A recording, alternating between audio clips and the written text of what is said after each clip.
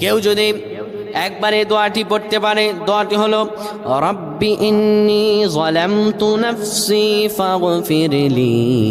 কেউ যদি এই দোয়াটা একবার পড়তে পারে, আমার আল্লাহ তাআলা তার 90 বছরের গুনাহগুলো মাফ করবেন। কবিরা গুনাহ নয়, সেটি হলো সগীরা গুনাহ। সগীরা গুনাহ মাফ হবে বলবেন হুজুর 90 বছর তো হয়নি, তাহলে গুনাহ মাফ হবে কি করে? আপনার যত বছর হয়েছে তত বছরের সগীরা গুনাহ মাফ হবে, আর বাদ বাকিটা কাউন্ট করে আপনার আমল নামায় নফল নামাজ, নফল আমলের সওয়াব আল্লাহ তাআলা আপনার আমল নামায় দিয়ে দিবেন।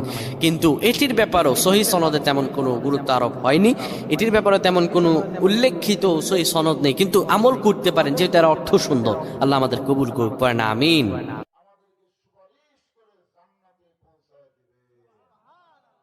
এমন একজন নবী